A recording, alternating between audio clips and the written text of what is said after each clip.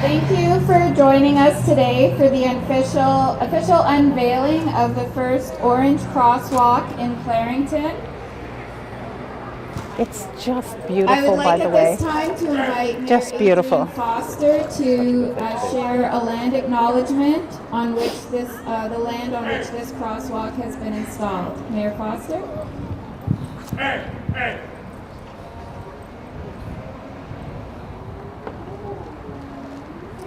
Well, welcome everyone, and thank you for joining us today. What a great event to be at, and what an amazing crowd. I'm going to do a very quick shout out before I get on to this to Regional Chair John Henry. John is here, but he has got another meeting that he has to get to. So you will hear from me and not John a little bit later, but Chair Henry, thank you ever so much, and we understand that you really do need to speak. So again, it is my pleasure, and it's my honor to read the Land Acknowledgement Statement. The municipality of Clarington is situated within the traditional and treaty territory of the Mississaugas and Chippewas of the Anishinaabe, known today as the Williams Treaties First Nations. Our work on these lands acknowledges their resilience and their long-standing contributions to the area now known as the municipality of Clarington. On behalf of the municipality of Clarington, we want to thank them for taking care of and sharing this land. We believe it is important that we recognize the history of colonialism and think about what changes we can make going forward to further reconciliation. At the municipality of Clarington, we are committed to learning, listening, and creating meaningful relationships with Indigenous communities. This Orange Crosswalk is an important step to hold reconciliation in our hearts and minds and create space for healing and reflection. I almost lost my roadmap there. Ooh. But it is my pleasure to welcome Kim Wheatley, Anishinaabe cultural consultant, to share a few words with us.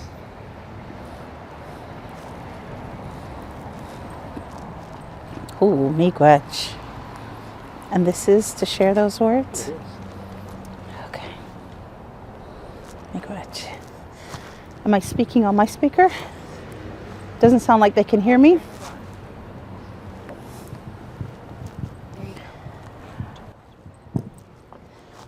Anim bojo, mijake and dodem, shkoden nigan wawaskonen indigenous cause.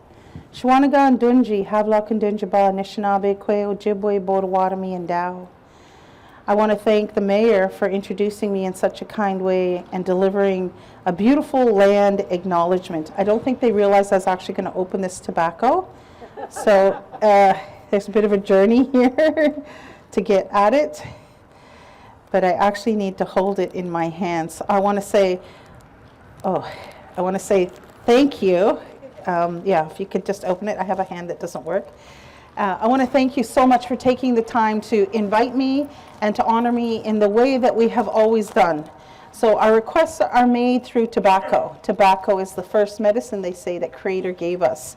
And so when I'm going to speak to creation and Creator and to the guests that are here today, and to the beautiful intention that has manifested as an orange sidewalk, it's almost impossible for me to speak about this without giving a little bit of my own personal reflections, and of course establishing relationship with each and every one of you.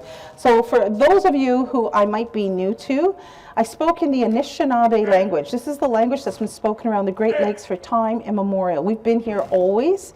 It said that we've been here for over 2 ice ages, and in that time we've developed a very intimate relationship with both the seen and the unseen.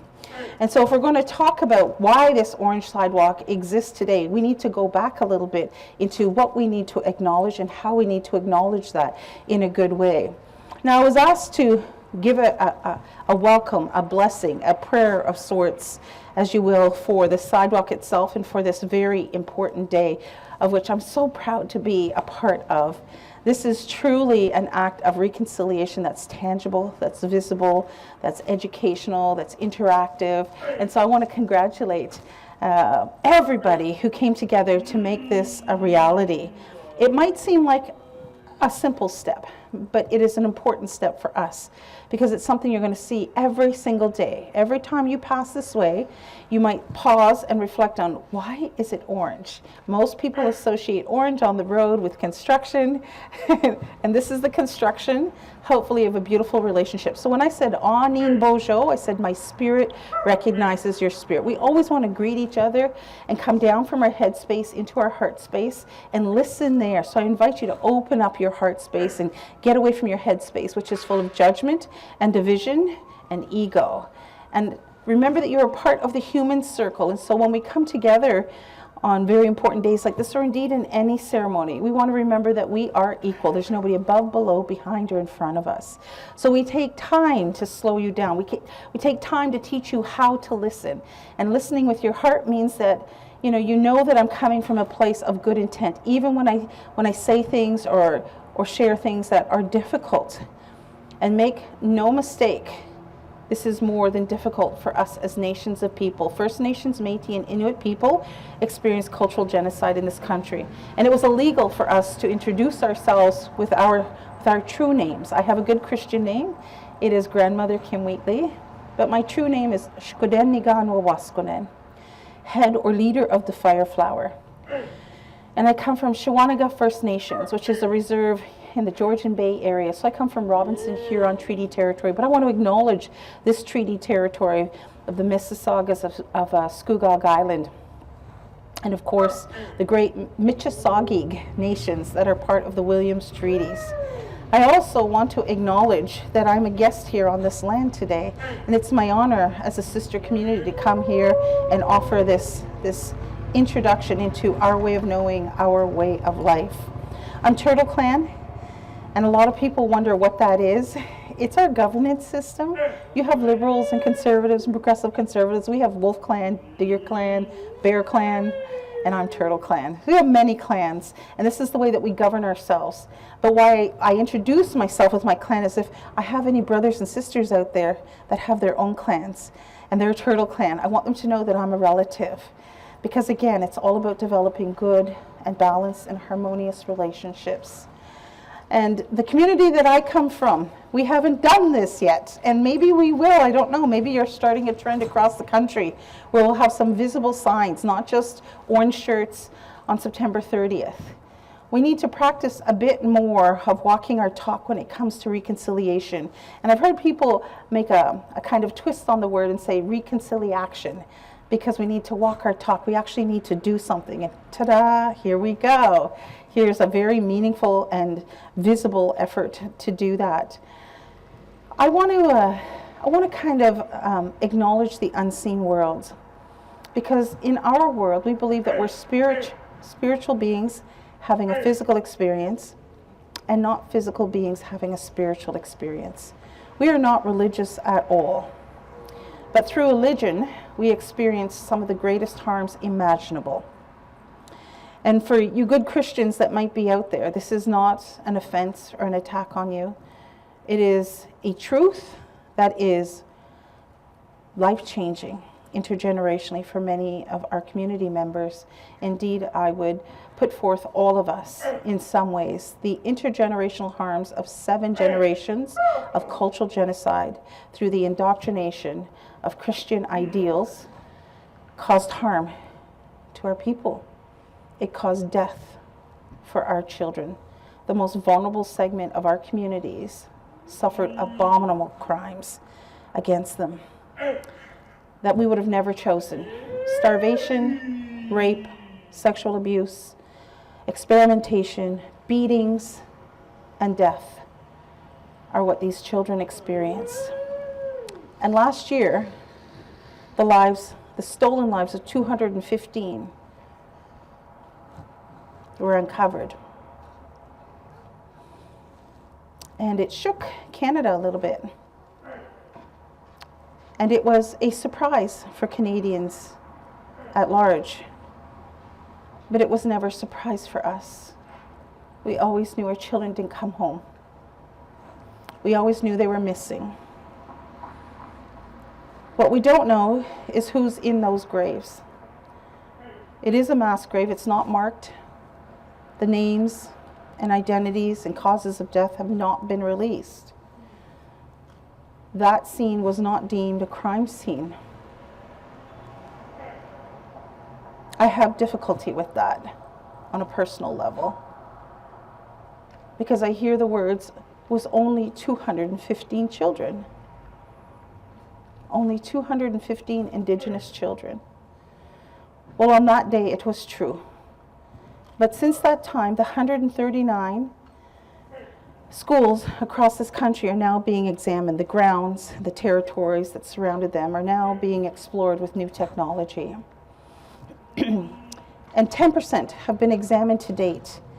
And the number of children has risen to 11,500 children across this country. Now, many of you may not know that number because the news doesn't report on that. Canadians don't want to hear this. There is something called news fatigue going on, and so as the numbers rise, the silence deepens. And it's very difficult for us to accept that only 215 children have been discovered,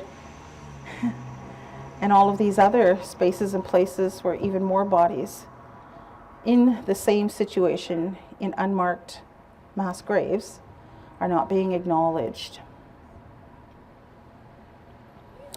In 2015, the Truth and Reconciliation Report was released, and it identified 94 calls to action, ways to do better, ways to perhaps find actions to acknowledge the crimes committed against our people. But your Prime Minister did not even come to Kamloops on the day of discovery, not the day after. He took his time before he showed up. So he set the tone of care and compassion in this country. He gave permission for people to forget and to walk away from justice. Not everybody in Canada put their flags at half-mast.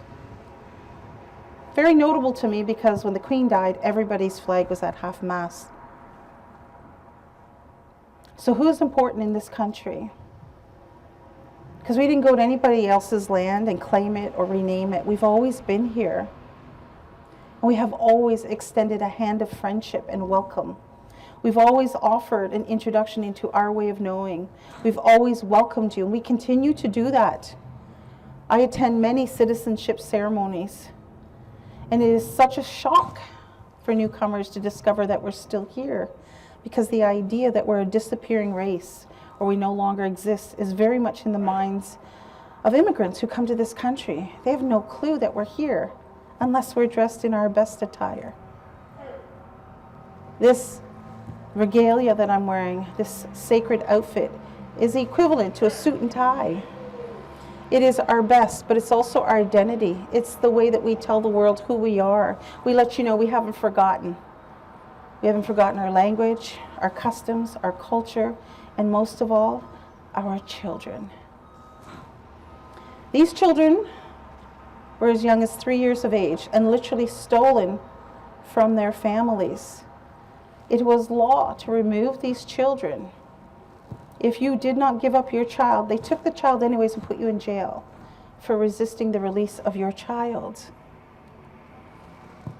Many parents were unable to visit their children because they were taken thousands of miles away. Some of the very first introductions to these new places was to be stripped of their clothing, have their hair chopped off, doused in powder because they were considered dirty and they might have lice, put in freezing cold showers, scrubbed raw, and then put into clothing that was completely foreign to their experience. The last residential school closed in 1996, so not so long ago. The last Indian agent on reserve was in the 60s, so not so long ago. We are reeling from the impacts of the Indian Act and, of course, residential school. And you might find the odd survivor who says it was good for them It gave them something they didn't have. But the great majority suffered. They suffered in silence. And many of them were not able to tell their story until the Truth and Reconciliation Commission traveled across Canada and listened to over 7,000 testimonies. That's all that's left. Maybe, or those are the only ones who are brave enough to step forward. Because they say over 150,000 of our children went through this system. Now you might be thinking, well, the report's released, the news is out, the children have been discovered, and there's more being discovered, and so we're definitely moving forward. But we are not moving forward. Residential school system has been replaced with the child care welfare system and the penal system. They are still stealing our children. They are still destroying our families, erasing identities, keeping records closed. Shame on this country. Birth alerts are real. We heard about this in Manitoba. If an Indigenous woman goes into a hospital in the public health system and they give birth, the child welfare system is notified. And they come in and they decide whether you have enough of the care items, enough money, a good enough home, enough equipment to keep your child. And if you don't fill in enough boxes, then they take your child away. And they say you can get your child back once you meet those requirements. This is an unjust system. And the injustice continues. So when it comes to healing in our communities, it is very difficult when you replace one system with another. And you collectively have more rights and more power than we will have in our entire lifetime. Because you as Canadian citizens have freedoms and rights that are protected. We are still wards of the Crown under the Indian Act. And so the government continues to oppress us and tell us who our family members are and who they will recognize and who they will support. The government fights us for restitution. The government is not the place we can go for justice. It is through your hearts. It is through your choices. It's through the pressure you collectively can create to say we want change. And it is possible.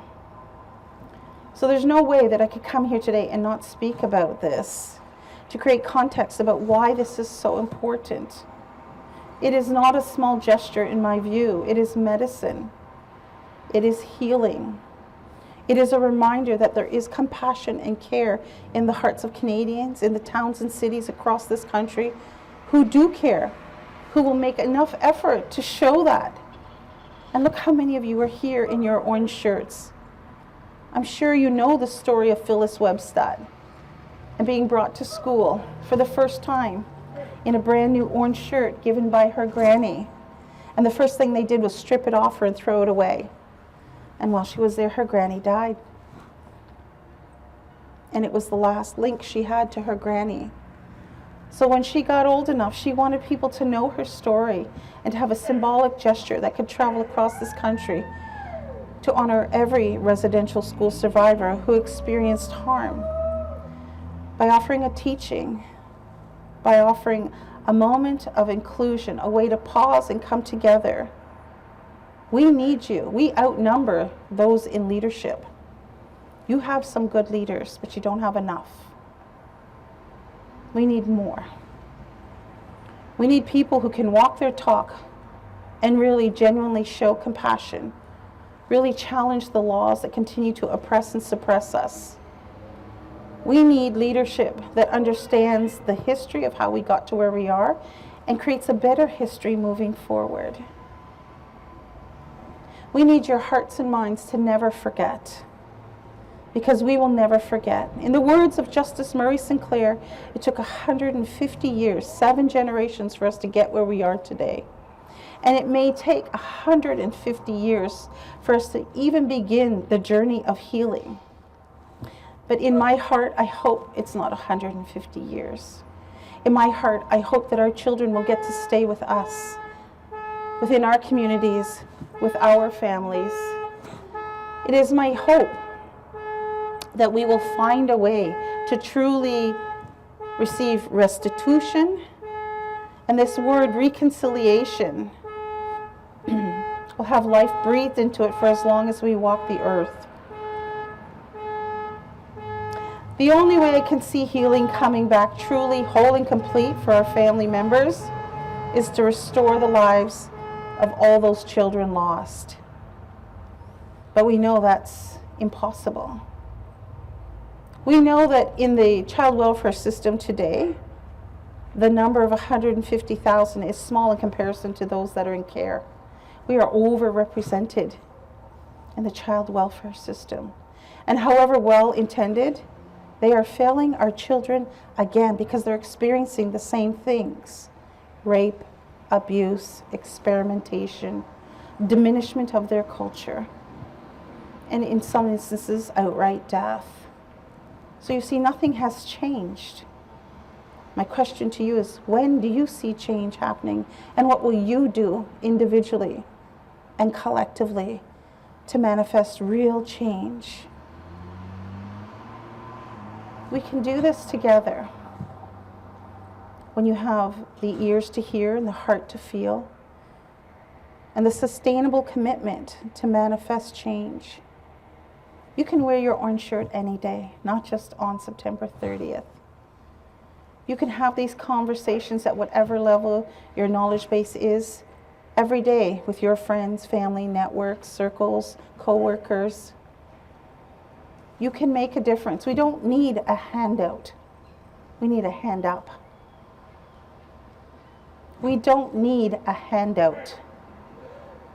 We need a hand up. We are sovereign citizens in this country. We are recognized in the Canadian Constitution as sovereign citizens, First Nations, Métis, and Inuit. That means we have a nation-to-nation agreement with this country. We are older than this country. We have treaties in place. We have unceded territories. The most important thing we still have are living members. We continue to have children with the hopes that they get to stay with us. We still worry. We still overprotect. As I look around here today, I see children here, and it's beautiful. And you know what a treasure it is as a parent to have a child, to raise a child, to protect your child. We deserve the same rights and freedoms. We are not a threat to this country. We are the greatest untapped resource in this country. We have so much to offer. And we continue to do it with kindness and compassion. So if you are feeling judged, if you're feeling uncomfortable, if you're feeling sad and ashamed and angry, that's not my intention here today. My intention is to educate you and to create true allyship amongst you, to reach out to those that aren't here today, those that will cross your life path moving forward. My role is to leave you inspired and let you know that you are capable. You are a superhero, each and every one of you. You have untapped superpowers. If you never thought of yourself like that, pause and hold that in your heart of hearts. Think about that. And think about how much superpowers we were robbed of with the death of so many children. Justice Murray Sinclair said there will be upwards of 50 to 60,000 bodies found.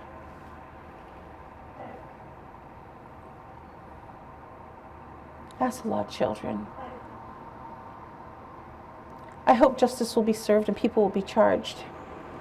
I hope the churches will be forced to release the names, the records, the reasons why these children disappeared. And if it's just, so be it. And if it's unjust, that punishment is given.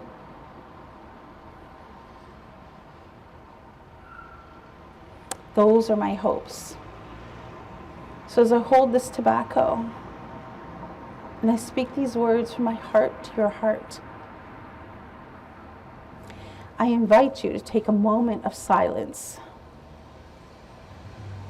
And offer your own thoughts, your own prayers, your own commitments to all of creation, because they are listening. All of the sands, the soils, the clays, the gravels, the rocks, the stone beings and the mountains, the most ancient beings on earth. They have forever memories. They're holding you up right now. They teach you about strength and resilience. So if this is hard for you, remember them, honor them, respect them, notice them, thank them. They will help you. They have helped us. And all of the grasses, the shrubs, the trees, the bushes, the hardwoods, the softwoods, the berries, the hanging fruits, and the medicines continue to nourish you, heal you, protect you from the elements, and provide endless beauty for your senses. Thank them. They are listening. And of course, our elder brothers and sisters, the swimmers, the crawlers, the flyers, the two-leggeds, the four-leggeds, those that live up in the sky world and those that live beneath the earth. These beautiful beings give up life so that we can have life. These beautiful beings continue to bear witness to the choices we make every day, because we're the only beings on earth that have free will. Because you have free will, you can make choices, powerful choices. You are a grain of sand on a beach of change, but you matter. You might feel very tiny, very small, very insignificant, but you are not. And through you and with you and by you, we will manifest the change that brings us to the place where we can have peace of mind, good long life, and good health. But we need you. So please remember us. And remember the children. Let's take a moment of silence at this time, please.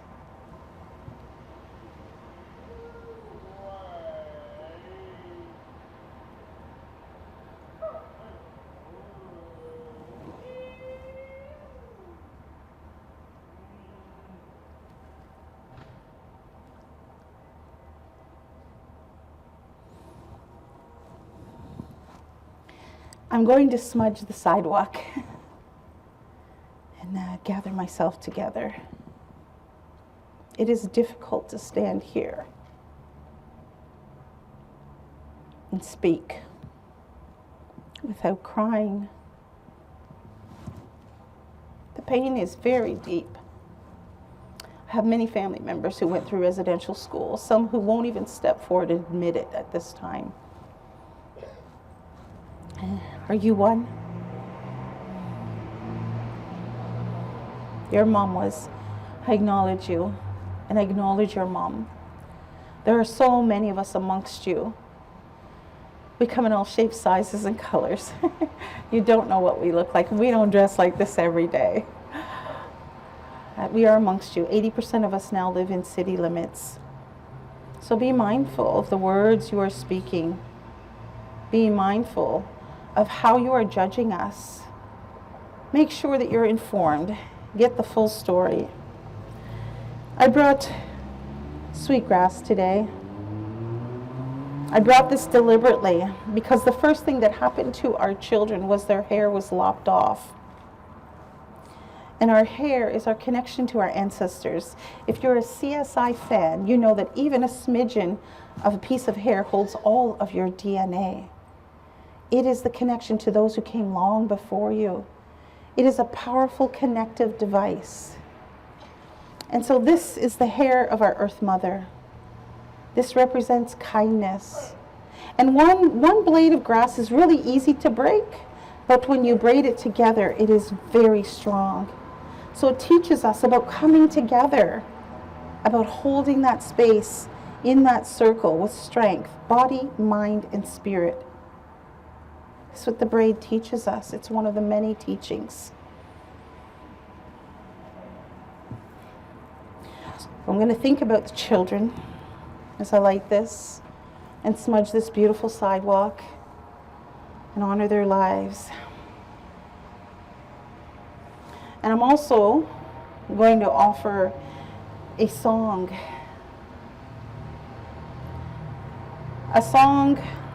for life. In our belief system, we believe that water is life, and it flows through all of us equally. We are microcosms of the great macrocosm, the earth herself. She is 80% water, and so are our bodies.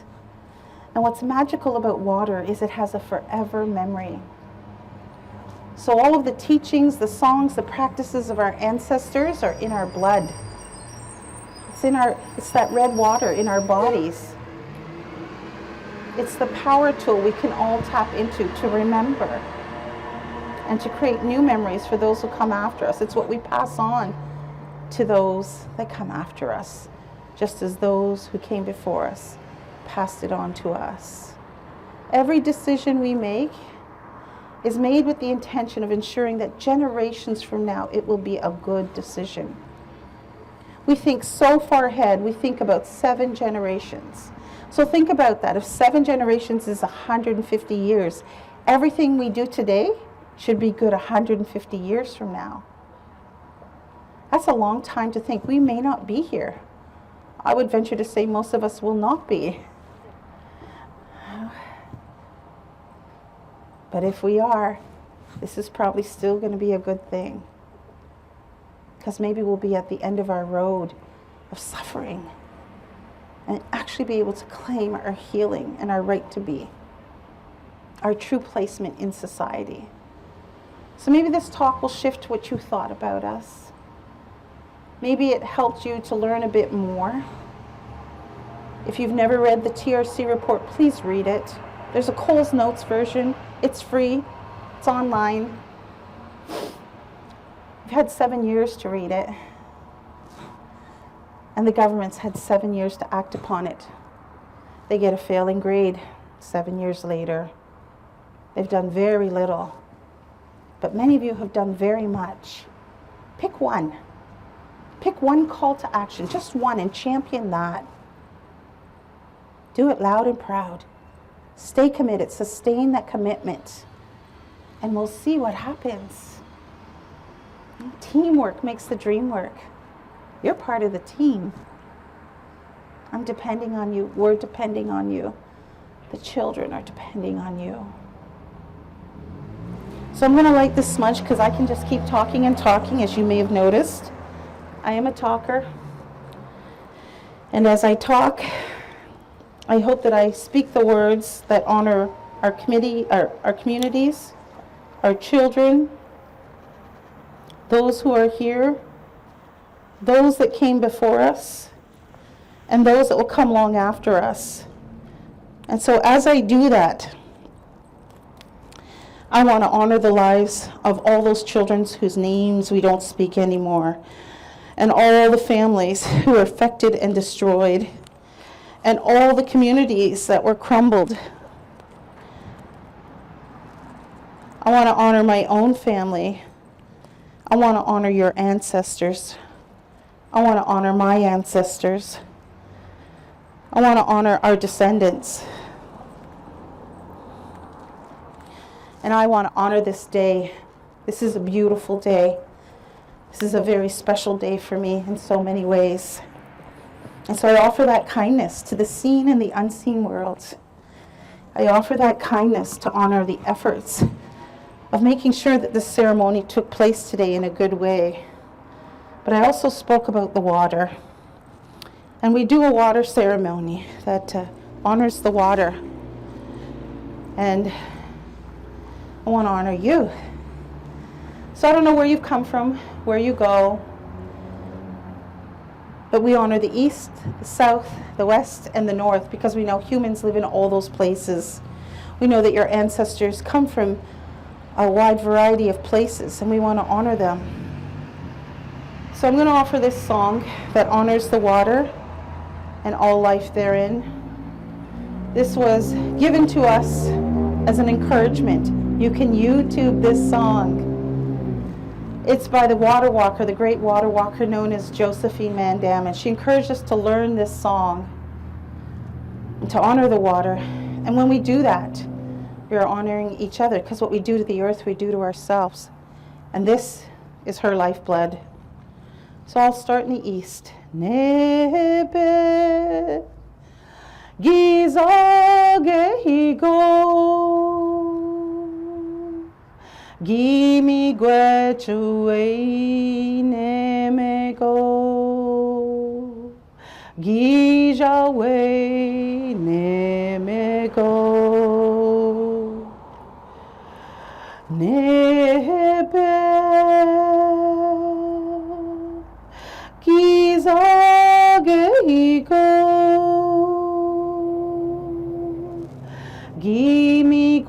chui neme go gira way neme go nebe giza gehigo Gimi gwe neme go Gija we neme go Nebe Giza gehigo Gimi gwe neme go Gija we neme go.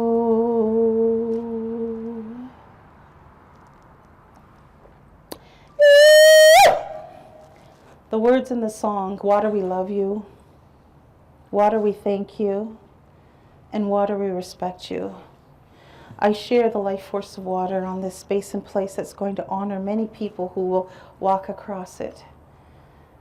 But mostly I honor the lives of those children that we may never forget. It has been such an honor to have your time and attention today. I thank you. I thank you for listening in the space and place that I asked you to, in your heart space. And I want you to remember something. Intent travels ahead of physical action. So what you intend is what you will meet. The encouragement is to intend well. Thank you so much.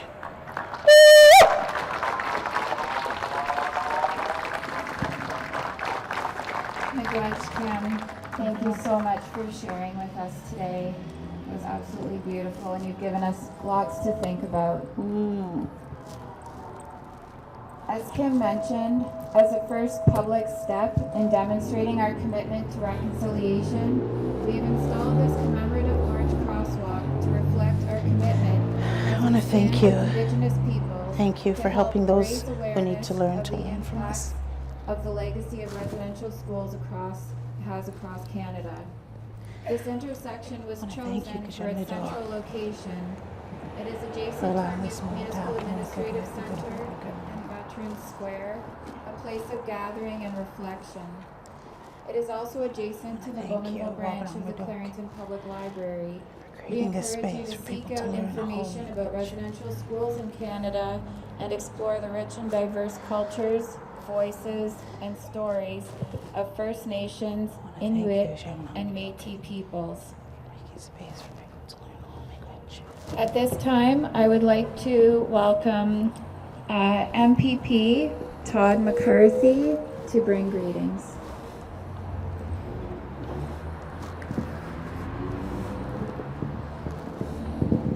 Thank you very much. And ladies and gentlemen, boys and girls, it's an honor to gather with you here as we are here about truth and reconciliation. Friday was just the second statutory holiday for truth and reconciliation, and I really feel, as many of you no doubt do as well, that we're starting to get it right. The first year it was new. This year there was much more opportunity to gather and to reflect collectively and individually, and that's what I'm here to do. I'm so thankful for your words, for your inspirational call to action. For all of us here today, let us continue to remember this wonderful Orange Walk right near City Hall, right near my provincial office. As your member of provincial parliament, I bring greetings on behalf of the Premier of Ontario, Doug Ford. I'm here to say very little today. I'm here to listen, to learn, to reflect. And I thank you for that opportunity, and I will carry that with me in my heart in the coming days and weeks and years ahead. Thank you very much. Sorry, my mic's still on. Sorry. Scared the bejesus out of the dog. I can help you. It's okay. Do you want me to turn it off? Or I'll stay silent because I'm going to sing a closing.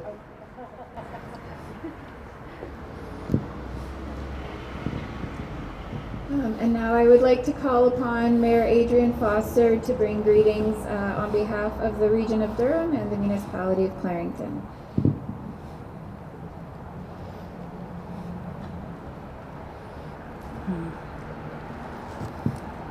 So I do have greetings on behalf of Regional Chair John Henry. You all know he was unfortunately unable to stay with us. The installation of this commemorative Orange Crosswalk and others around our community, like the one recently installed at regional headquarters, are reminders for us to reflect, to participate in reconciliation, and to commit to learning about Indigenous ways of knowing, being, and doing. They offer a connection to the ground and encourage us to consider the paths taken by those who went ahead of us, and a reminder of our present commitment to reconciliation. I'm immensely grateful to Chief LaRocca and many other Indigenous community members and organizations for their ongoing advice and guidance to help us embrace indigeneity. I did not get Indigeneity. that right. Thank you. Indigeneity. I did not know he was throwing that word at me. And diverse identities. I appreciate the commitment of leaders for continuing to address the tragic history and ongoing impacts of Canada's residential school system as we chart a path forward and walk with Indigenous communities. We will remember and honor the children taken, families left behind, and survivors of Canada's residential school system, and move forward with reconciliation in our hearts, minds, and actions. So I'll share briefly a couple of quick thoughts.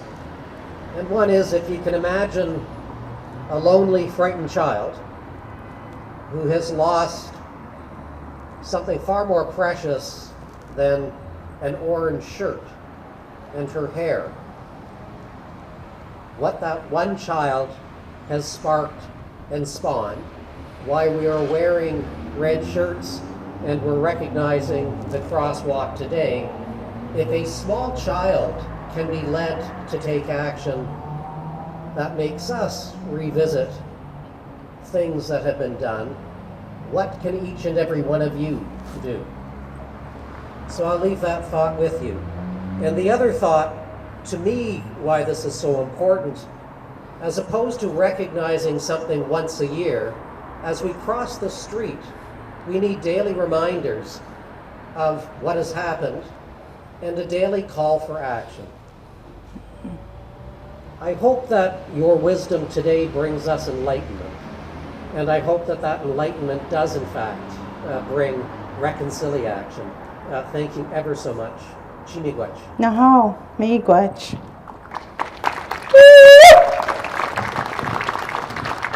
Thank you, Mayor Foster.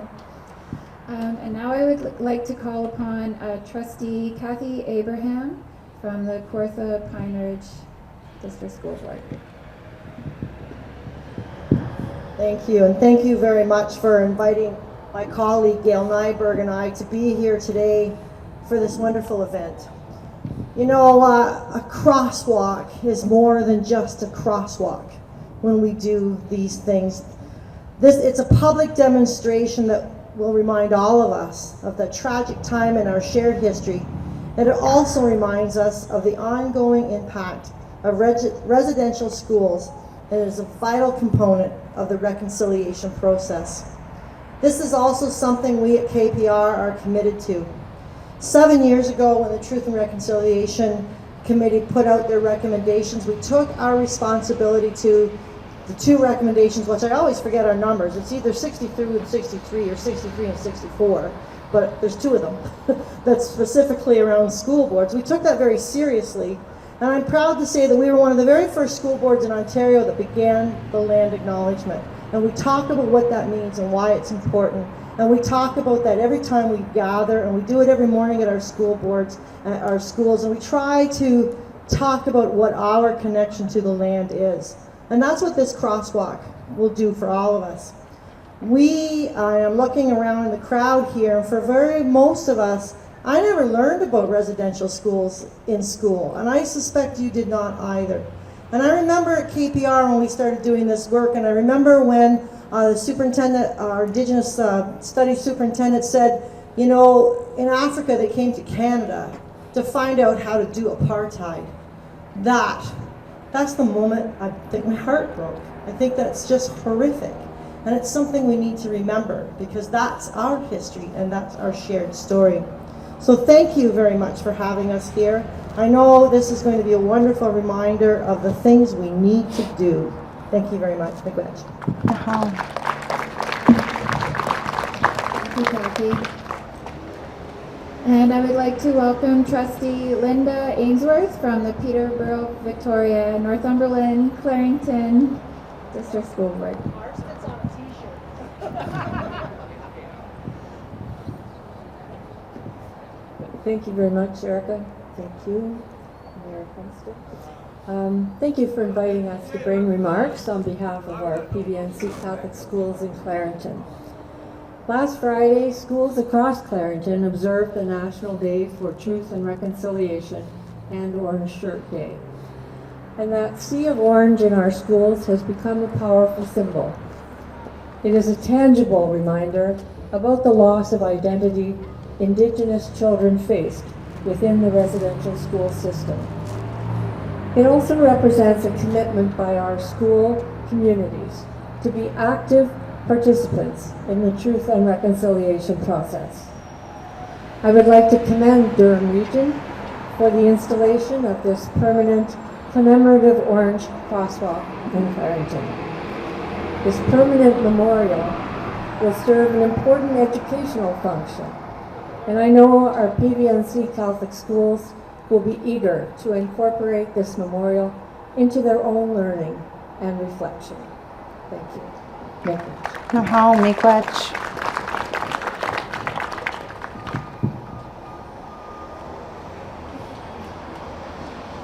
Thank you, Linda.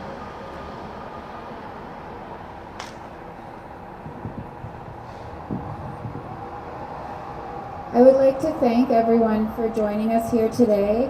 I would like to recognize members of our council who've joined us. Regional Councillor Joe Neal from Wards 1 and 2.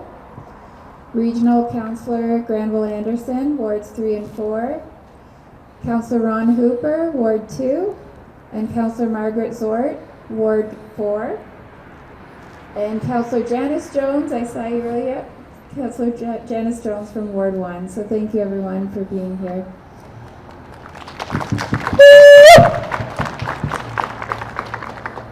Miigwech Kim for being with us today to bless this crosswalk and for sharing your knowledge with us and for inspiring us to take action. Miigwech to those who joined and shared their stories with us. We are grateful for the opportunity to continue building meaningful and respectful relationships on our journey to truth and reconciliation. This concludes our event today. We thank everyone for attending. Before you leave, we do invite everyone to place an orange ribbon in this space. We do have some volunteers handing out some orange ribbons. You can tie them on the railings or in the Veteran Square area on the trees or other railings in that area as well. And please take a moment of reflection as you do so and consider what steps you can take towards reconciliation. Miigwech, thank you. I am going to do a closing song because I opened in a good way and I want to close in a good way. We believe in starting in a good way with a good heart and a good mind, but bringing you full circle and making sure that you're leaving better than when you came. We always want to tend to you body, mind, and spirit and respect not only who you are, but what travels with you.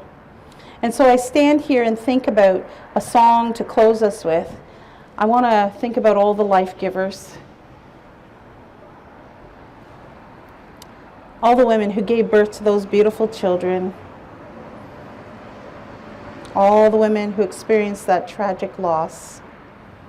All the women who came long after that first group who had to give up their children, and the subsequent generations of women who had to come face to face with the fact that they would have to give up their child.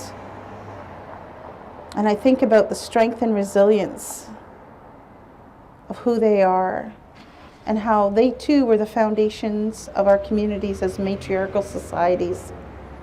And then I think about Mashkika Mikwe, that beautiful medicine woman, our Earth Mother, who taught us how to embrace healing and wellness and perseverance and endurance and resilience and so many things. And so I'm going to honor her in my closing song. So as you get your ribbon and you tie it somewhere, this is some song medicine for you, from us, from our ancestors, for our descendants, for all those who come long after us, for the efforts and the prayers and the commitment that hopefully you're holding leaving here, to be a change maker and to really sustain this effort. It's great to come together like this. It's amazing. Congratulations on the good words, the good intentions, and the amazing outcome here. But this is just the start. So go and get your red ribbon, or sorry, your orange ribbon. You got me when you said red. I don't know if you realize that, but you said red shirts instead of orange shirts. I was like, okay. It's just a spur of the moment, slip of the tongue, but we know it's orange shirts.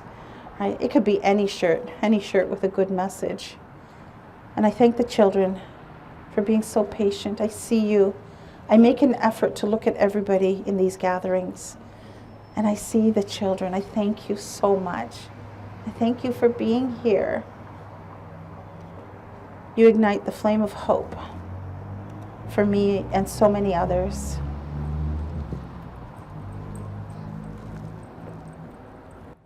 Go get your orange ribbon. I know you're waiting for the song. And at the end of the song, instead of clapping, I'm going to encourage you to do what I've been doing all along, which is a buffalo yell. It's not the sounds that buffalo make, but it sounds like this. And so we don't clap in our culture, but we make that acknowledgement to acknowledge the seen and the unseen. So I'm going to sing the Strong Woman song. If there are any here that know that song, you're welcome to come up and sing it with me. I see those ribbon skirts. I thank you for wearing that.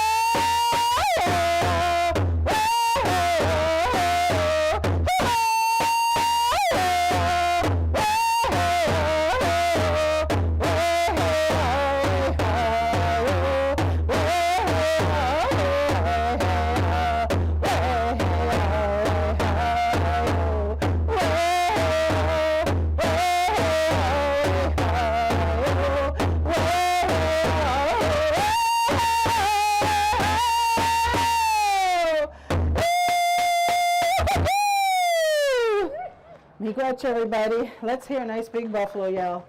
All right, no clapping. Let's hear Buffalo Yell on the count of 3. Basic, niche, sway. Have a great day, everybody. Ho miigwech.